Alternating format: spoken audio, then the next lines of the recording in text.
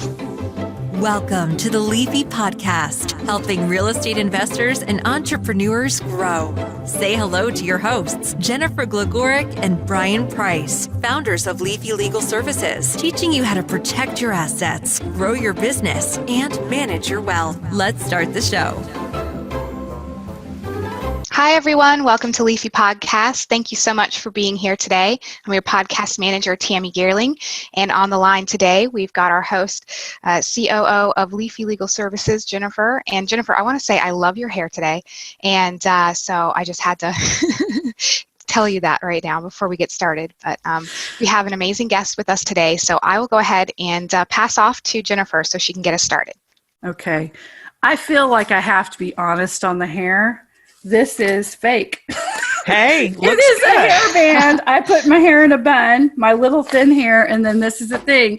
But it turned out so good, and I got it $7 on Amazon. And I've been rocking it around the house. And my boyfriend's like, I know it's fake, but it does look really cute. And he is so gruff, he's a surveyor at like Exxon, so for him to say anything about hair. Anyway, today, guys, we have a very special guest. So we have someone who has written over 1,100 content pieces just in the last 7 years.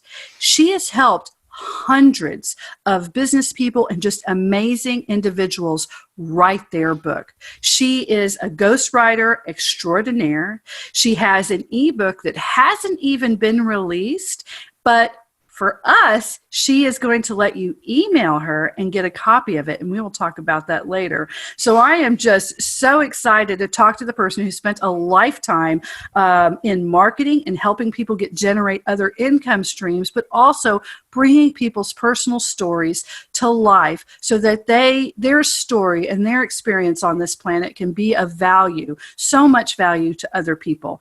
And I just can't wait to talk to her. And so let us welcome the wonderful Kate Frank. Kate, thank you for being here. Thank you. I really like, if I could take you around with me to introduce me everywhere, I would love that. Oh, that would be fun. You're very kind and generous. Thank you. Well, you're welcome. But it's true, though.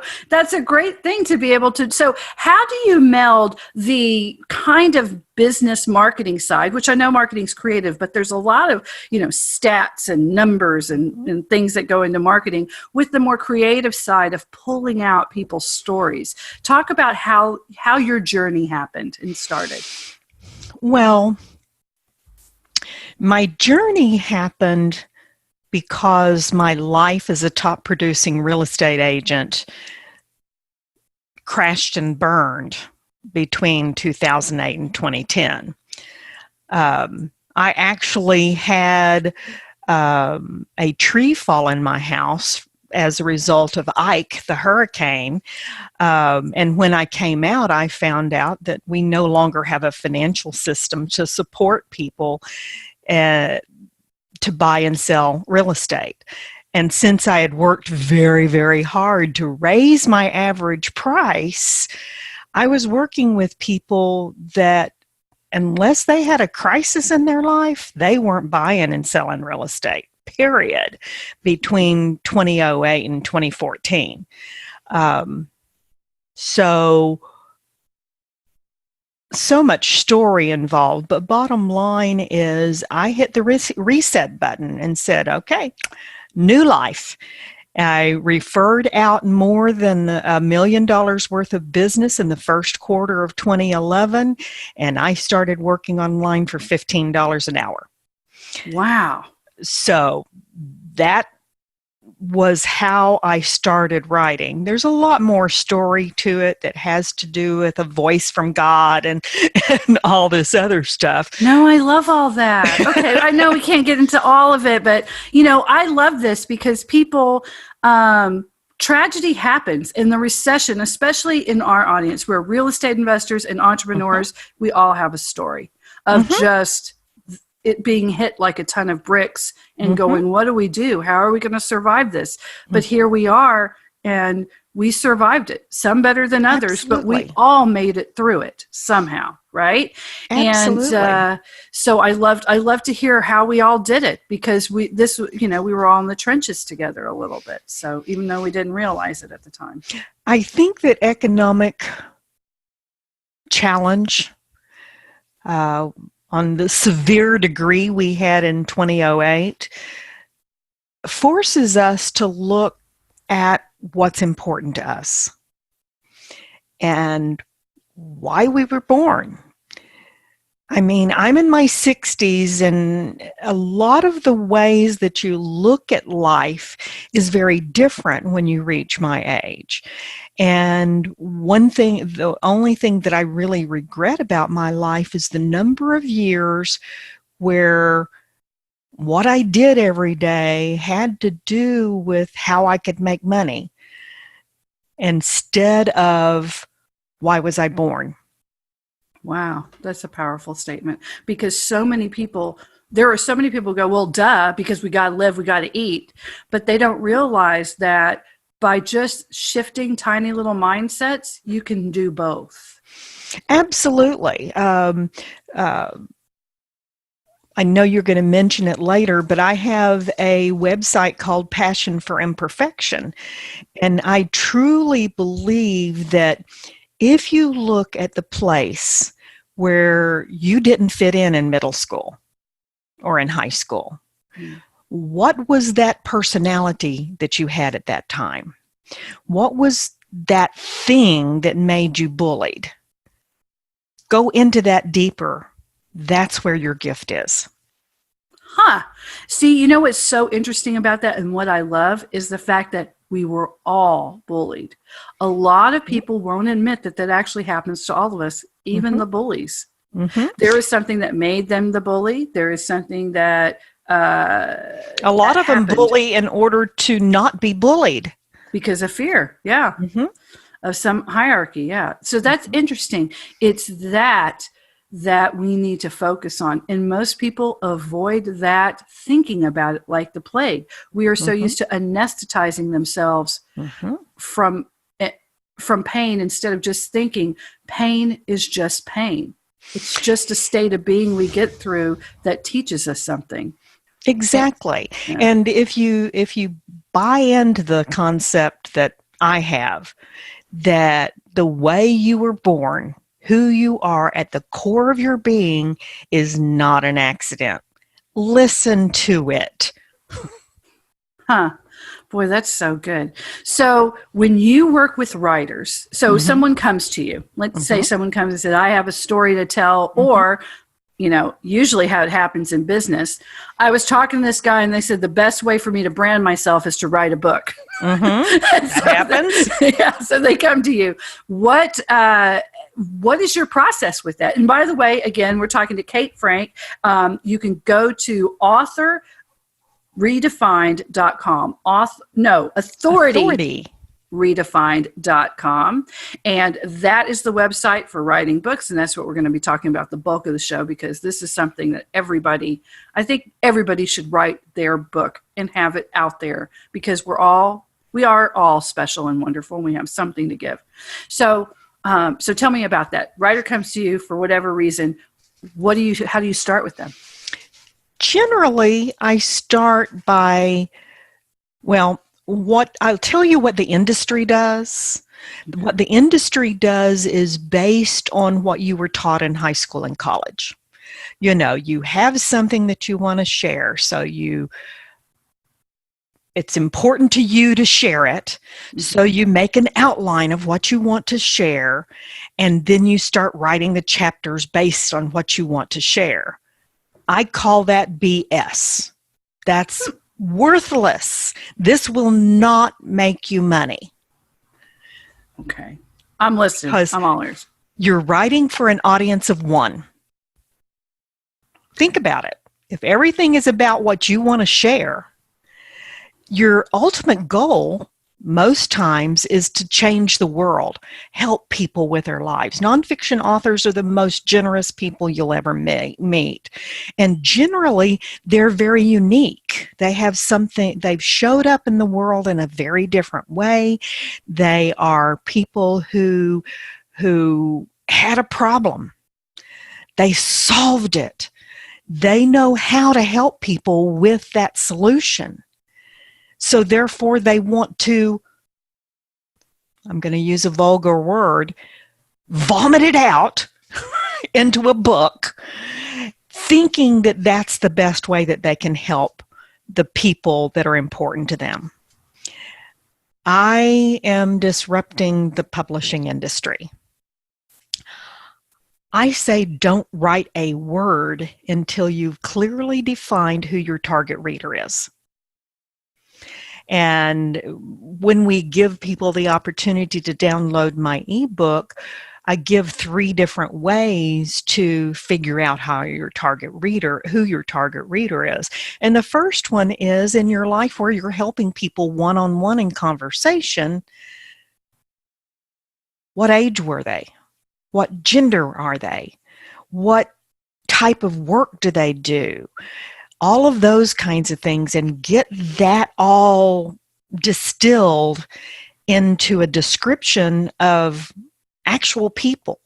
Then combine that to create what is called a persona or an avatar in advertising.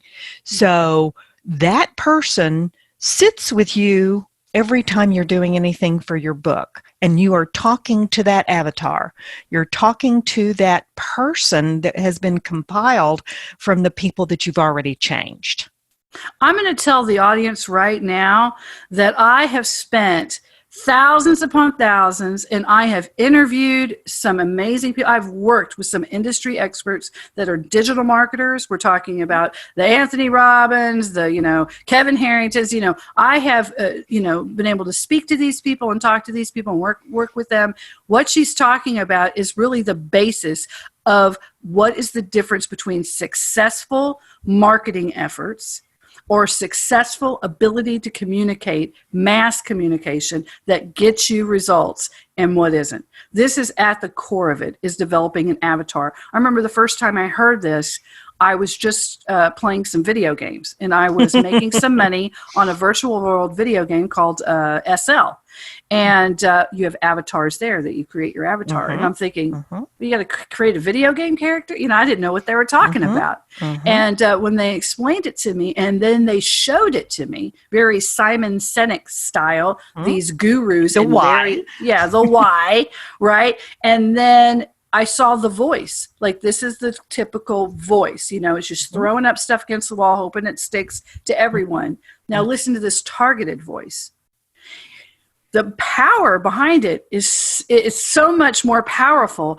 Even if it repels you, let it repel you. Well, that's not for me. Guess what? Not everything's for you. It's okay. And if your ideal reader repels you, don't write the book. No, I meant as a listener.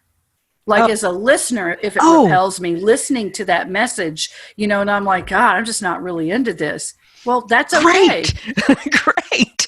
I used to work, if you're in real estate, you may have even heard this name, Brian Buffini. When he started his coaching business way back about 2004, I was one of his first subscribers.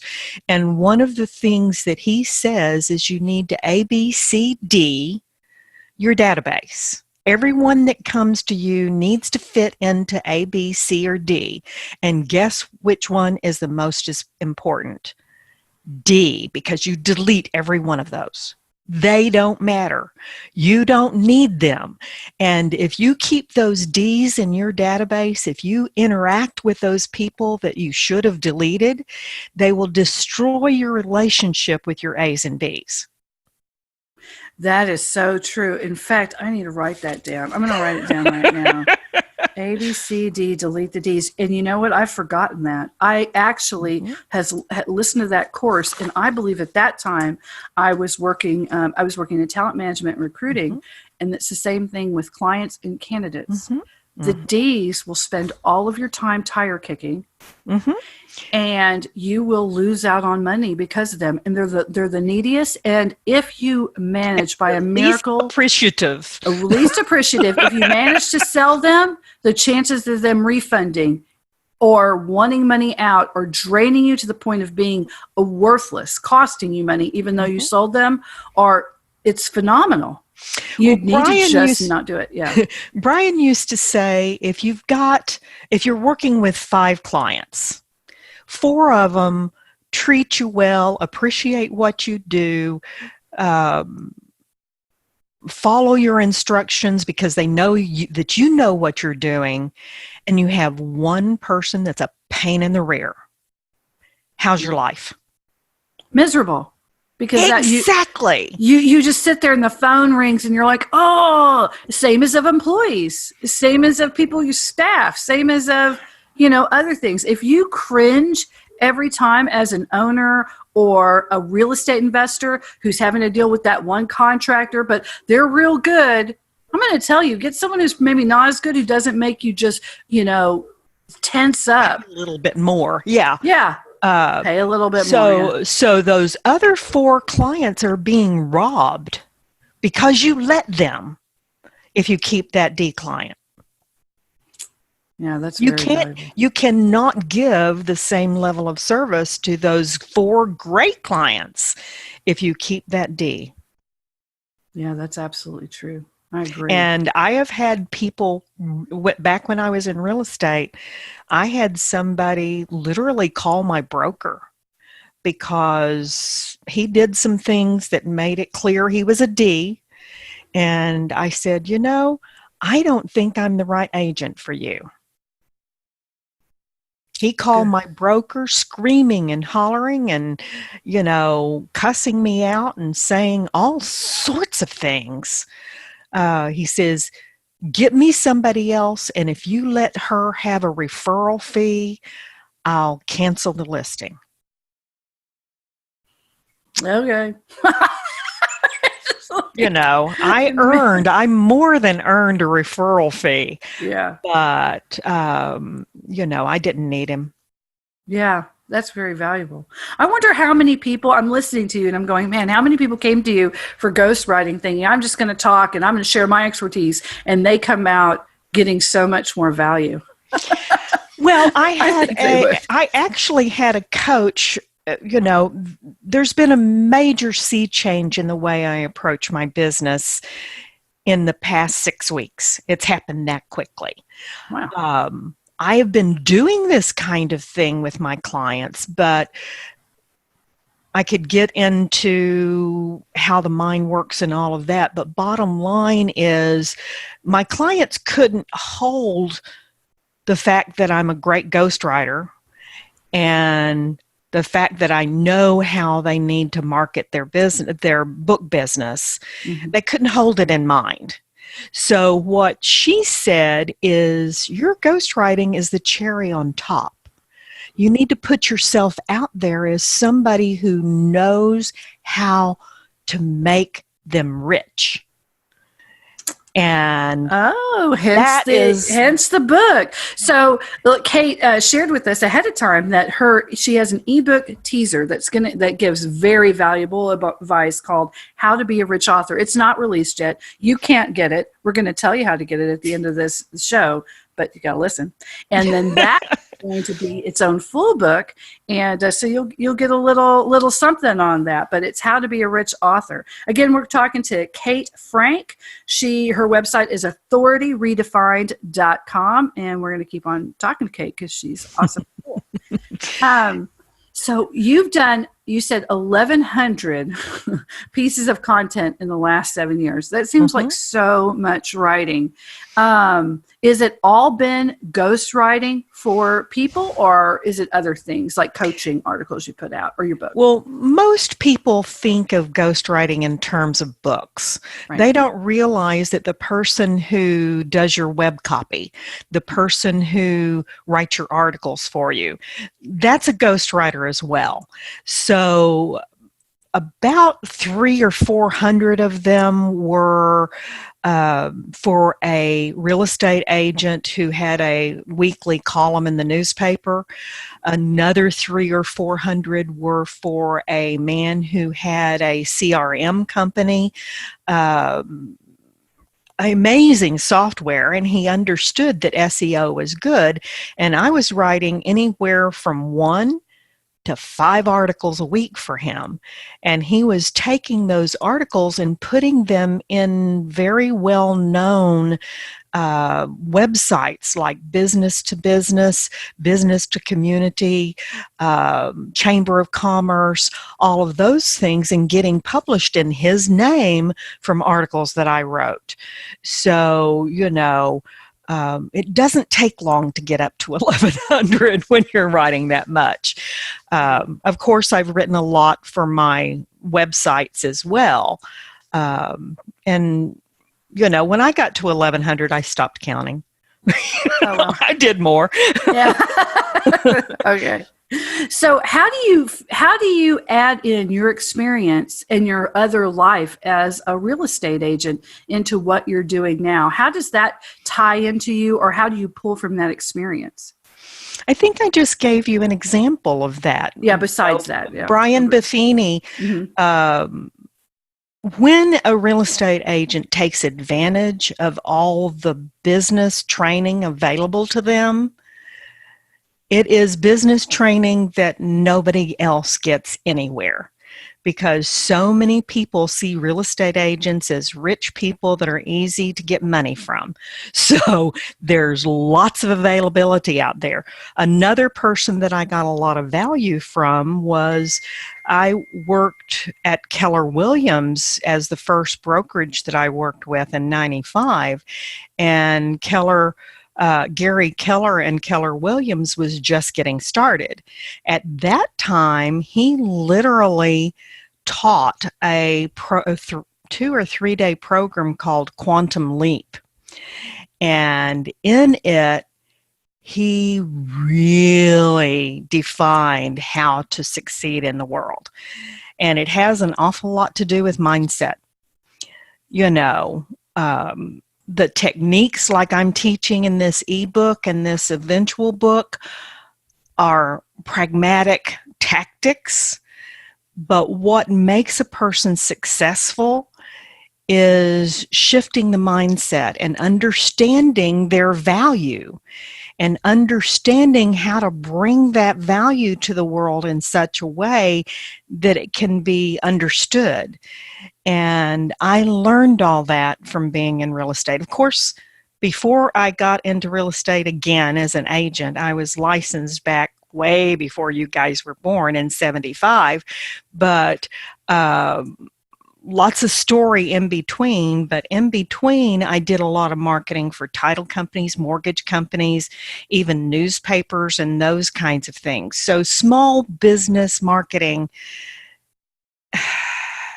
is easy for me. It's easy for me. And what's funny is it's so hard for other people. Most people. Good. Yeah, most people. Most people, especially ghostwriters. Ghostwriters won't help you with your marketing because they hate it. Yeah. Well, it's two different. It's difficult to get someone who has both of those sides to him. And I don't know anybody else that does except I know me. You really are very unique, Kate. You are very unique. I was thinking about what you were saying about mindset and how many people we've talked to on the show, and incredible people, and they always bring it up. And then when I go to talk to people and they say, oh, so what was your show? Well, we talked about this or this program or this new CRM or this new real estate strategy. And then, of course, we talked about mindset. And they go, oh, yeah, just thinking it'll make it happen, or power of attraction. But they don't understand like how it actually works. And so, I try to talk to them about it, and I've utilized that because, I speak to kids who are disadvantaged, and because I was homeless for quite some time young. I went to college being homeless, in and out of shelters and trying to manage that. And it gave me a different perspective because of course I saw the difference between, my mindset and the other homeless kids. Because I actually came from a really great family that just happened to have everything go wrong at once, right during that one time. But my core, who I am, was already set. You know, I didn't grow up in any contention at the time. I was like 4 or 5, right? And I saw how they had different mindsets, that, you know, different mentalities. And then people who had things that would constantly happen to them. And you're just like, God, there's just such bad luck, just such bad luck. But it really isn't bad luck. It's how they think about things. So they approach things in a very different manner.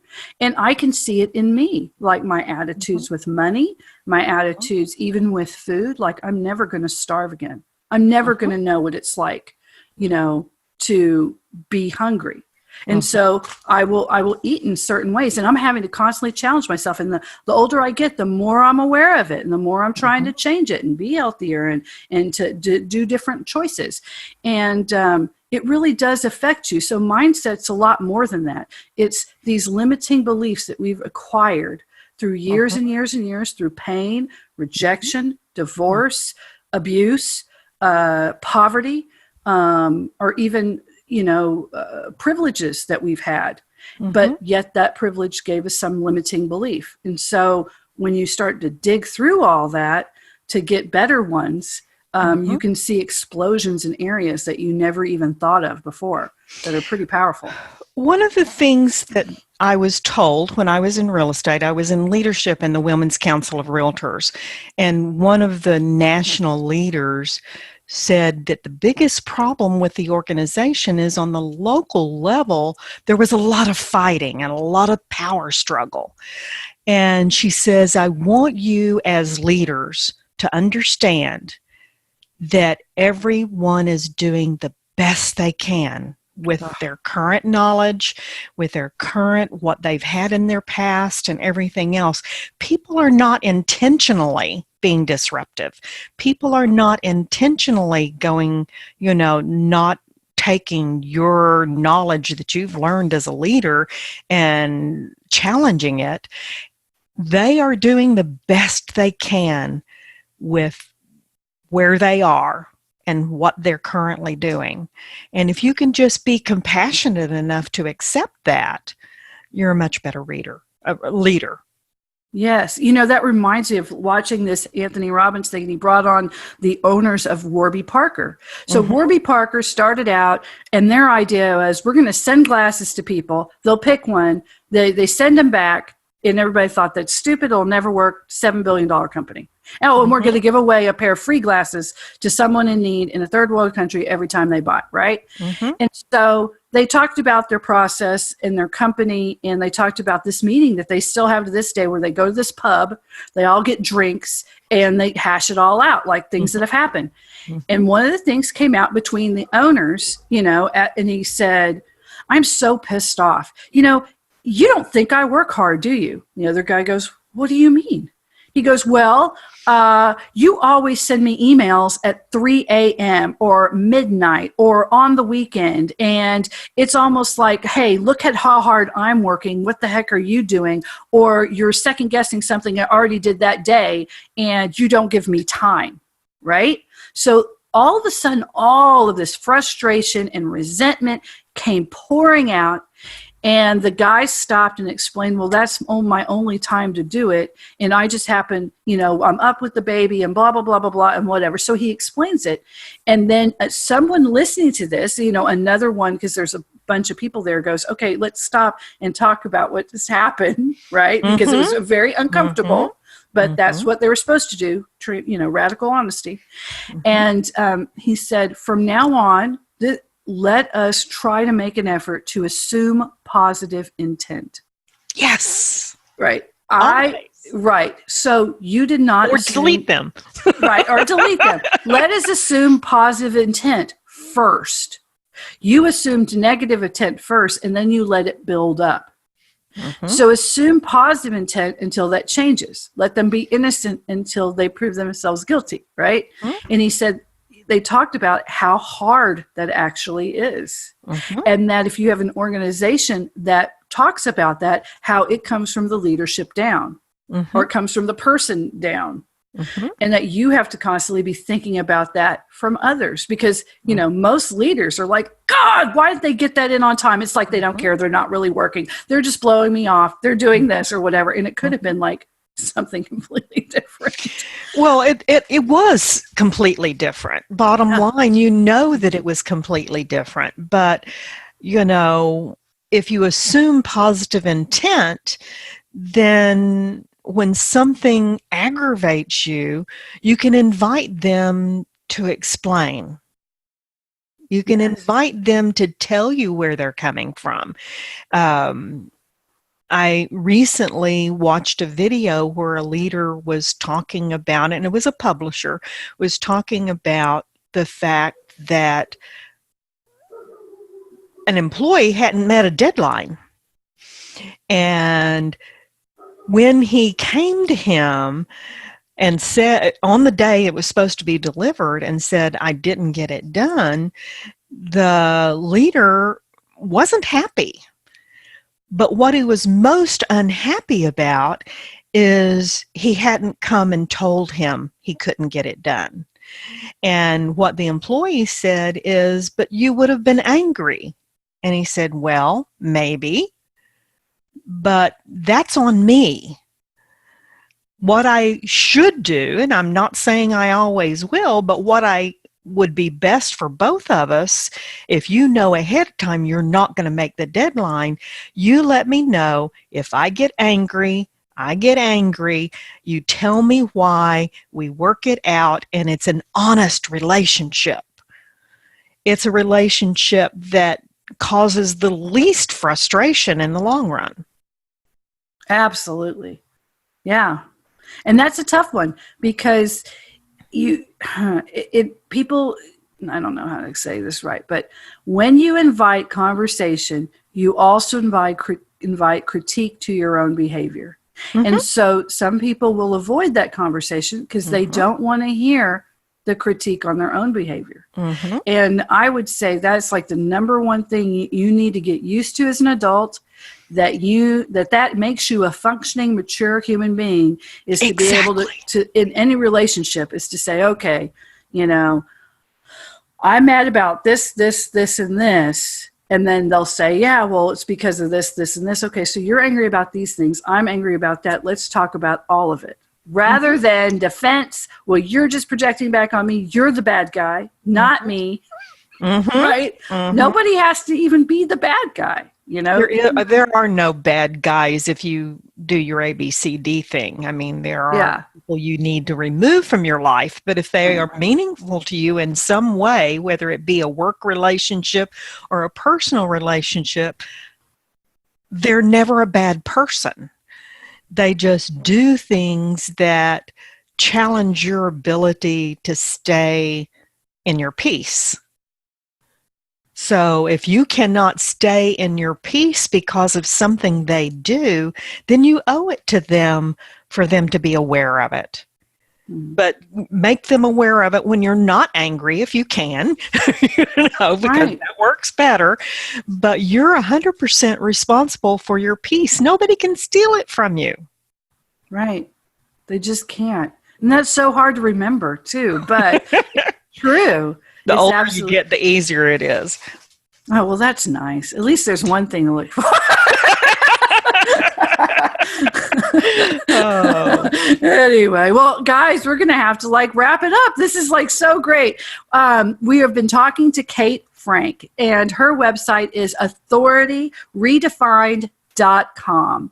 Her newest ebook isn't even out yet. It's How to Be a Rich Author. And she's going to talk about both the, business aspects of it, the marketing aspect, and then as her amazing experience as a ghostwriter, and bring all of her wealth of knowledge to the forefront. And if you want a copy of that ahead of time, before anybody else, all you have to do is email her at kate@authorityredefined.com. Just email her and say, hey, Leafy said I could get this free ebook. Please hook me up, and she will be more than happy to hook you up. So, Kate, before we leave, is there anything you'd like to share with us that we haven't already tried to touch on? I know there's like a lot, but anything Of course there is. Burning to get out right now. Of course there is. I think that the thing that I want to say before we go is that I know that some of your listeners are driving down the road right now, and they think that they want to get the ebook, but they don't have the ability to write it down. Do something to remind yourself that you want to do it, and then recognize that the website Authority Redefined is about taking people that are already authorities, they're already thought leaders, they're already C-suite professionals, they're already quite authorities in their field, and they're looking at making a book redefine that authority. So it's Kate at authorityredefined.com.